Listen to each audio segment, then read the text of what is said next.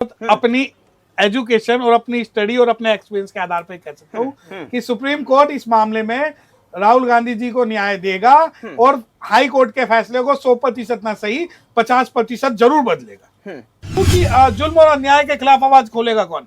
जुल्म और अन्याय के खिलाफ आवाज खोलेगा कौन? और अगर आज पॉलिटिशियन भी चुप हो गया तो बोलेगा कौन? और राहुल गांधी तो सबसे बड़े पॉलिटिशियन विपक्ष के चेहरे के रूप में जाने जा रहे हैं। तो राहुल गांधी से पहले शायद आपको केस याद होगा, वो सिद्धू जो कांग्रेस के ही लीडर थे, उनके साथ भी ऐसा ही हुआ था, परंतु सुप्रीम कोर्ट आके उन्हें न्याय मिला और उनकी सदस्यता जो है बरकरार रही। जबकि उन्हें जो सजा हुई थी वो 2 साल की हुई थी। उसके बावजूद भी सुप्रीम कोर्ट, हम कल बदल देंगे, हम आज बदल देंगे, हम आपके भारत का इतिहास बदल देंगे। आवाज उठेगी तो उठेगी और आवाज उठेगी तो दूर तक जाएगी।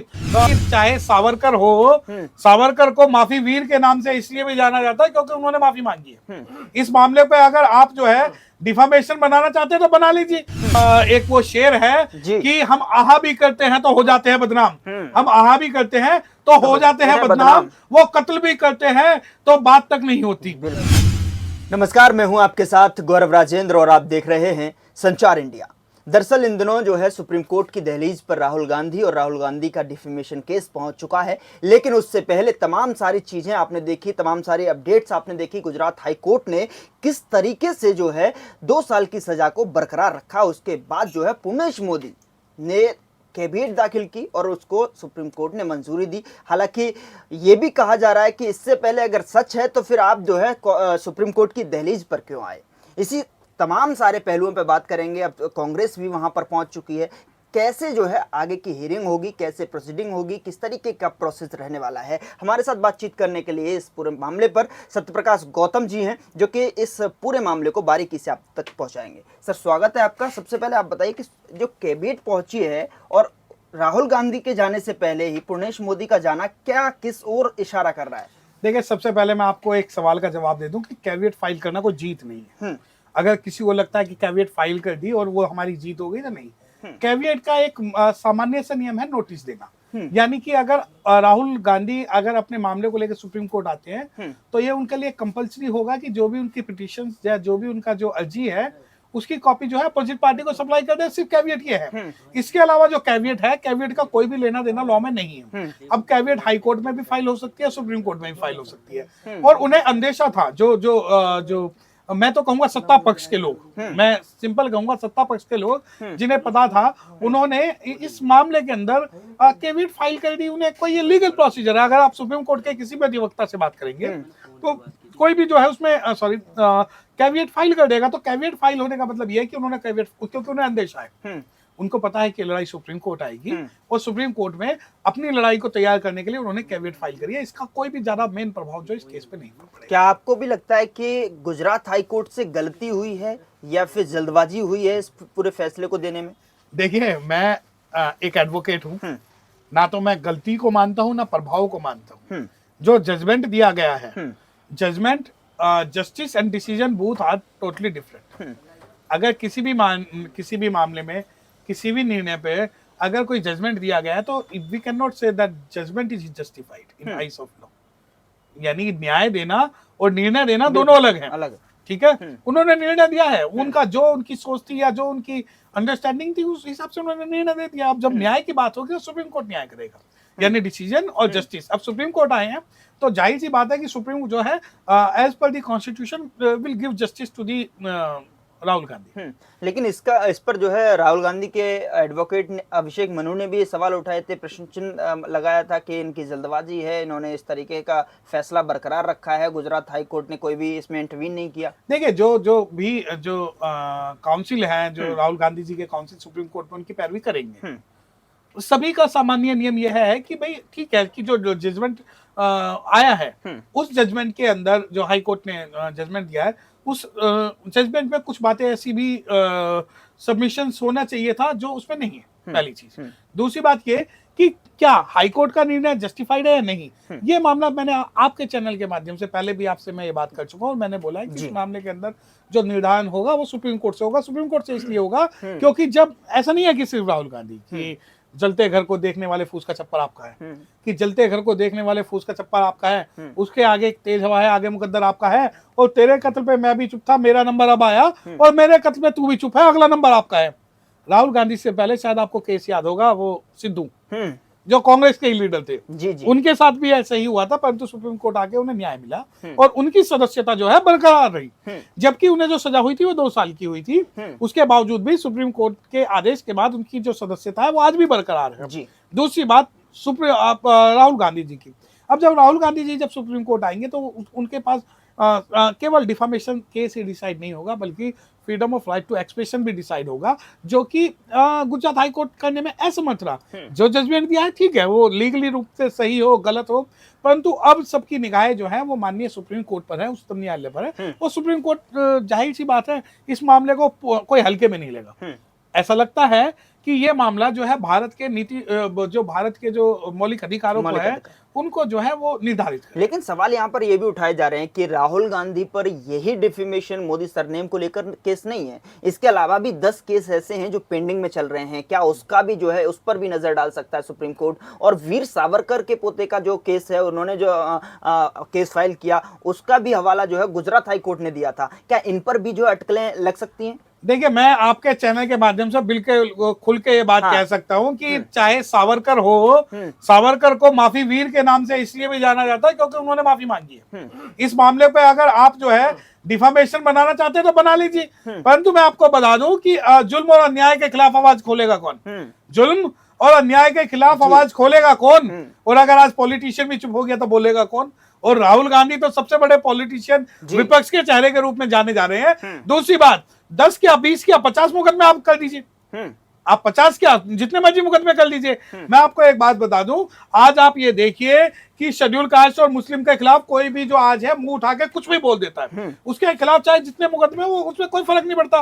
बाबा रामदेव ने ओपनली ये बात कही थी कि राहुल गांधी जो है दलितों के घर पे हनीमून मनाने जाते हैं, उसका मुकदमा मैंने फाइल किया, और आज तक बाबा रामदेव क्योंकि सत्ता पक्ष का व्यक्ति है, उसके खिलाफ कोई जो है उचित कार्रवाई नहीं हुई। अब मैं इसको इसलिए लाया हूं कि राहुल गांधी के ऊपर आप कहते हो 10 मुकदमे हैं, बाबा रामदेव जिसके ऊपर फूड एडल्ट्रेशन के भी है, मैंने SC/ST में मुकदमा फाइल किया कि जब आप कहते हो कि Rahul Gandhi visited places of the Dalit for the purpose of honeymoon, it was the derogatory for the entire women's or whole women's of the scheduled caste community. Whether the women's of the scheduled caste were available only for the prostitution or for the honeymoon by the others. No. तो हम जब इस बारे में बात करते हैं 10 मुकदमे हो 12 मुकदमे हो, उससे कोई भी फर्क नहीं पड़ता। राहुल गांधी जी ने जो इस बयान दिया, राहुल गांधी नहीं, मैं यहाँ पर मैं आपको बता दूं, मैं यार कोई राहुल गांधी का प्रवक्ता नहीं, मैं एक एडवोकेट हूं।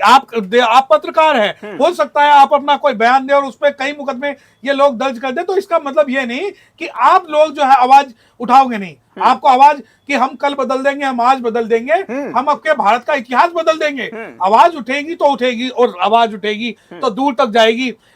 एक वो शेर है कि हम आहा भी करते हैं तो हो जाते हैं बदनाम, हम आहा भी करते हैं तो हो जाते हैं बदनाम, वो कत्ल भी करते हैं तो बात तक नहीं होती। तो अब जो है कोई व्यक्ति जो विपक्ष का है वो कुछ भी बोल दे, अब आप ये देखिए कि विपक्ष का व्यक्ति कुछ भी बोल दे, उसके ऊपर मुकदमे करके ये करके वो करके उसे चुप कर दिया जाता है। परंतु जब लोग खुले में कहते हैं हिंदुस्तान सारे मुल्ला पाकिस्तान, क्या उनके ऊपर मुकदमे दर्ज होते हैं? जब बहुत सारे ऐसे हैं। मैं एक बात बताऊं, इवन अब आप जुडिशरी की बात कर रहे हैं मुझसे, जुडिशरी में एक जज कहता है कि जो मोर है वो मोरनी के आंसू से गर्भवती होती है, उसके खिलाफ मुकदमा दर्ज हुआ गया।